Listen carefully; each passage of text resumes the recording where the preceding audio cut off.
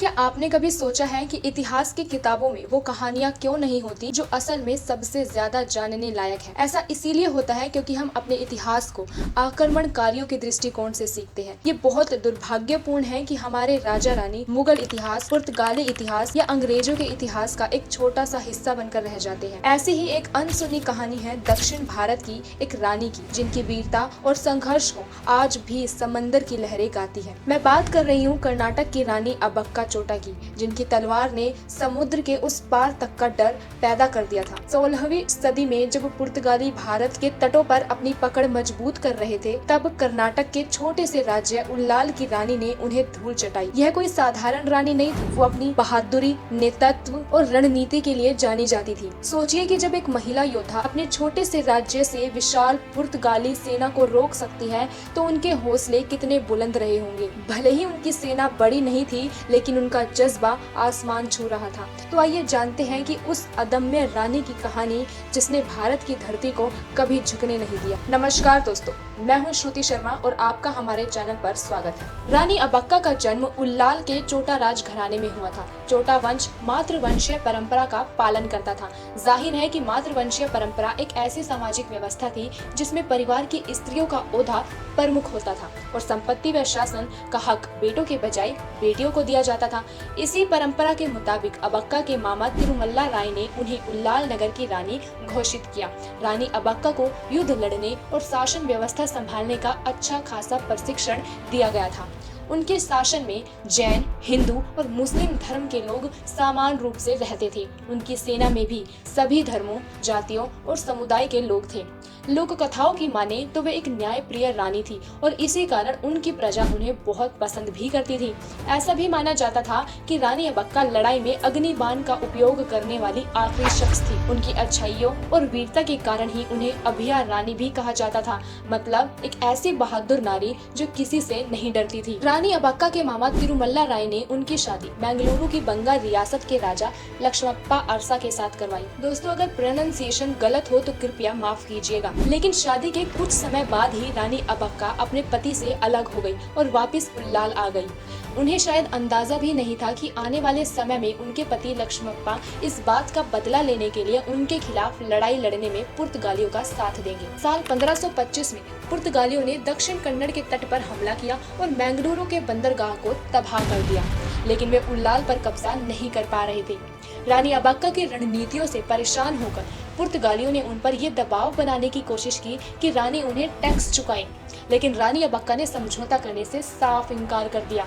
जिसके बाद साल 1555 में पुर्तगालियों ने लड़ाई लड़ने की कोशिश की, लेकिन रानी अब्बक्का उन्हें हराने में कामयाब रही। 1568 में वे उल्लाल पर हमला करने के लिए आए, लेकिन रानी अब्बक्का ने फिर से जोरदार विरोध किया, पर इस बार पुर्तगाली सेना उल्लाल पर कब्जा करने में सफल रही और राज दरबार में घुस आई। रानी अब्बक्का वहां से बचकर निकली और उन्होंने एक मस्जिद में जाने की शरण ली। उसी रात करीब 200 सैनिकों को इकट्ठा करके रानी अब्बक्का ने पुर्तगालियों पर धावा बोल दिया और उस लड़ाई में पुर्तगाली सेना का जनरल मारा गया। कई पुर्तगाली सैनिक बंदी बना लिए गए और कई पुर्तगाली सैनिक लड़ाई से पीछे हट गए। उसके बाद रानी अब्बक्का ने अपने साथियों के साथ मिलकर पुर्तगालियों को बेंगलुरु का किला छोड़ने पर मजबूर कर दिया। लेकिन साल 1569 में पुर्तगालियों ने न सिर्फ बेंगलुरु का किला दोबारा हासिल कर लिया, बल्कि कुंदपुरा पर भी कब्जा कर लिया। पर इन सब के बावजूद रानी अब्बक्का पुर्तगालियों के लिए एक बड़ा खतरा बनी रही थी। इसी दौरान रानी अब्बक्का के पति लक्ष्मप्पा ने उनसे बदला लेने के लिए पुर्तगालियों की मदद की और पुर्तगाली सेना उल्लाल पर फिर हमला करने लगी। लेकिन रानी अब्बक्का अब भी मोर्चे पर डटी रही। उन्होंने साल 1570 में पुर्तगालियों का विरोध कर रहे अहमदनगर के सुल्तान और कालीकट के राजा के साथ गठबंधन कर लिया। कालीकट के राजा के जनरल ने रानी अब्बक्का की ओर से लड़ाई लड़ी और बेंगलुरु में पुर्तगालियों का किला तबाह कर दिया, लेकिन वहां से लौटते वक्त जनरल पुर्तगालियों के हाथों मारे गए। इन सब नुकसानों और अपने पति लक्ष्मप्पा के धोखे के चलते रानी अब्बक्का लड़ाई हार गई और उन्हें कैदी बना लिया गया। लेकिन ऐसा कहा जाता है कि कैद में भी रानी अब्बक्का विद्रोह करती रही और लड़ते लड़ते ही उन्होंने आखिरी सांस ली। रानी अबक्का चोटा का स्थान न सिर्फ इतिहास में महत्वपूर्ण है, बल्कि वे आज के समय में भी एक सशक्त महिला के रूप में बेहतरीन उदाहरण है। यह उनके प्रभावशाली व्यक्तित्व के कारण ही है कि पीढ़ी दर पीढ़ी लोक कथाओं और लोक गीतों के द्वारा उनकी कहानी सुनाई जाती है।